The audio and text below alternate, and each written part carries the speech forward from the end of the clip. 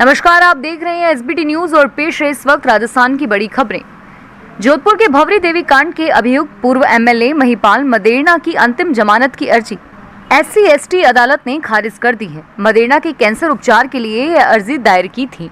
बहुचर्चित भवरी देवी अपहरण हत्या मामले में आरोपी पूर्व विधायक महिपाल मदेरणा को कैंसर होने की पुष्टि हुई है। 21 अगस्त को जोधपुर सेंट्रल जेल में महिपाल मदेरणा की जांच की गई थी और डॉक्टरों को शक हुआ तो उन्होंने मदेरणा की बायोप्सी करवाई, जिससे कैंसर होने की जानकारी सामने आई और अब मदेरणा दिल्ली में एक्सपर्ट से अपना इलाज करवाना चाहते हैं। संसद के 14 सितंबर से होने वाले मॉनसून सत्र के लिए हेल्थ प्रोटोकॉल बनाया गया है। लोकसभा सचिवालय के सूत्रों के हवाले से बताया गया है कि सांसदों को संसद सत्र में भाग लेने से पहले अपने परिवार के सदस्यों, निजी सचिव और निजी सहायकों, ड्राइवर और घर में काम करने वाले नौकर चाकरों का आवश्यक रूप से कोरोना टेस्ट करवाना होगा। यदि इनमें से कोई भी सदस्य कोरोना पॉजिटिव पाया गया तो उस सांसद को भी 14 दिनों के लिए होम क्वारंटाइन में जाना पड़ेगा और वे संसद सत्र में शामिल नहीं हो सकेंगे। राजस्थान प्रदेश में आज 718 नए पॉजिटिव केस सामने आए। इनमें सबसे अधिक राजधानी जयपुर में 136 नए केस सामने आए। इसके अलावा कोटा में 103, उदयपुर 5, जयपुर 136, पाली 16, अजमेर 70, धौलपुर 10, बांसवाड़ा में 5, अलवर 75, जोधपुर 52, बारां 17, टोंक में 20, सवाई माधोपुर 19, चित्तौड़गढ़ 14, भीलवाड़ा में 8, जैसलमेर 20, बीकानेर 26, झालावाड़ 26, झुंझुनू में 22, नागौर 13, सीकर 5, बाड़मेर 7 और बूंदी में 13 नए पॉजिटिव केस दर्ज हुए हैं। कोरोना संक्रमण को नियमित करने के लिए स्वास्थ्य मंत्रालय के मातहत काम करने वाले भारतीय आयुर्विज्ञान अनुसंधान परिषद ने टेस्टिंग रणनीति में बड़ा बदलाव किया है। अब तक देश में डॉक्टर्स और डिस्ट्रिक्ट एडमिनिस्ट्रेशन की सलाह पर ही लोगों की जांच हो रही थी, लेकिन अब कोई भी जांच करा सकता है। शुक्रवार को जारी की गई एडवाइजरी में ICMR ने स्पष्ट किया कि अगर कोई राज्य चाहता है तो वह अपने यहां आने वाले दूसरे राज्य के निवासियों से कोविड नेगेटिव की रिपोर्ट मांग सकता है।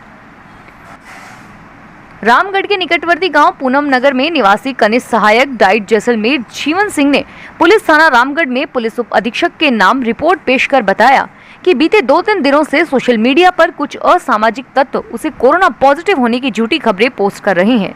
जीवन सिंह ने बताया कि उसकी पत्नी पूनम नगर की सरपंच है। उनकी राजनीतिक छवि बिगाड़ने के लिए पहले भी झूठे मुकदमे को लेकर सोशल मीडिया पर सरपंच पति के नाम से संबोधन करके अनर्गल पोस्टिंग की गई थी। राजधानी जयपुर के हरमाणा थाना पुलिस इलाके में ब्रांडेड कंपनियों की नकली मोटर बनाने की फैक्ट्री पर छापामार कार्रवाई की। पुलिस ने फैक्ट्री पर छापा मारकर फैक्ट्री मालिक मोहनलाल कुमावत सहित 4 लोगों को गिरफ्तार कर लिया। पुलिस ने फैक्ट्री से करीब 40 नकली नोट, 500 उषा कंपनी के स्किस्टर सहित अन्य उपकरण बरामद किए। पुलिस ने कंपनी को सीज कर दिया है और इसके अलावा उषा कंपनी के स्टिकर भी पुलिस ने जब्त किए। पकड़े गए आरोपियों से पुलिस लगातार पूछताछ करने में जुटी है। राजस्थान में कोरोना संक्रमण कहर बनकर लोगों पर टूट रहा है। संक्रमितों की बढ़ती संख्या के बीच एक्टिव केस लगातार स्थिर बने हुए थे, लेकिन अब पहली बार राज्य में एक्टिव केस 15,000 का आंकड़ा पार गए हैं। अब राज्य के अस्पतालों में 15,409 कोरोना मरीज ऐसे हैं जिनका इलाज चल रहा है और अब तक यह संख्या 14,500 तक स्थिर थी। मरीजों की तुलना में ही रिकवरी होने के चलते एक्टिव केस में बड़ी बढ़ोतरी नहीं देखी जा रही थी और आज सुबह स्वास्थ्य विभाग की ओर से जारी आंकड़ों में 718 नए मरीज दर्ज हुए हैं। कुल संक्रमितों की संख्या में भी राज्य अब चिंताजनक स्थिति में है। संक्रमितों की संख्या 88,515 पर हो चुकी है।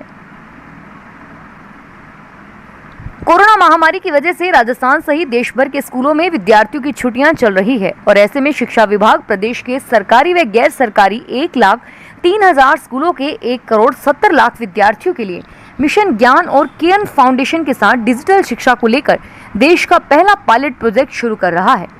खास बात यह है कि इससे प्रदेश का एक भी विद्यार्थी शिक्षण से वंचित नहीं रह पाएगा। इस प्रोजेक्ट पर निदेशक सौरभ स्वामी के नेतृत्व में पूरी टीम काम कर रही है और जल्द ही इसे शुरू किया जाएगा।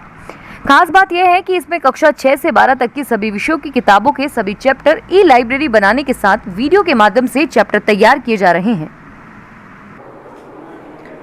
पुलिस थानों में अब 10 से 12 महीनों के लिए अस्थायी तौर पर इंस्पेक्टर लगाने की कवायद शुरू की गई है और ऐसे पुलिस थानों की लिस्ट जिलों के पुलिस अधीक्षकों से मांगी गई है, जहां इंस्पेक्टर के बजाय सब इंस्पेक्टर काम कर रहे हैं और इसके बाद पुलिस मुख्यालय से ऐसे पुलिस थानों के लिए इंस्पेक्टर की सूची जारी की जानी है। दरअसल इंस्पेक्टर स्तर के पुलिस अफसरों की कमी होने के कारण प्रदेश के कई पुलिस थानों में सब इंस्पेक्टर को ही थाने का चार्ज दिया जाता रहा है। पोखरण क्षेत्र में गत एक सप्ताह से बदले मौसम का मिजाज लगातार जारी है और रुक रुक कर बारिश का दौर चल रहा है।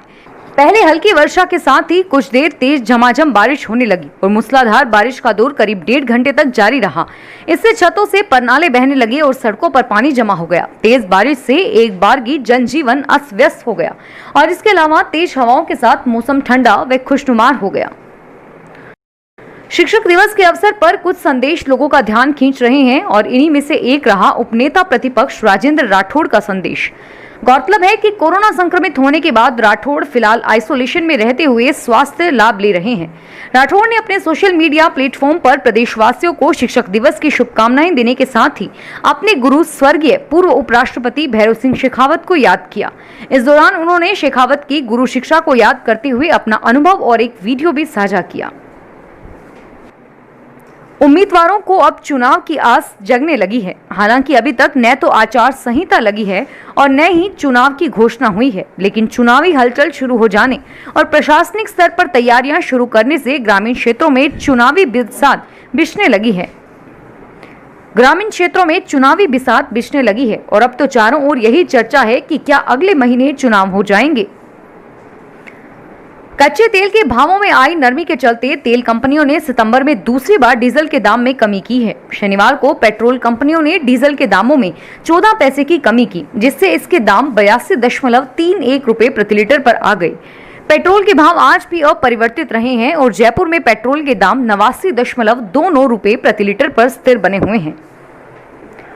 राजस्थान के जायल विधायक के नाम से फर्जी ट्विटर अकाउंट संचालन का मामला सामने आया और इसकी भनक जब विधायक डॉक्टर मंजू देवी मेघवाल को लगी तो मामला पुलिस तक पहुंच गया। इस पर पुलिस ने अज्ञात के खिलाफ शिकायत दर्ज कर अनुसंधान शुरू किया।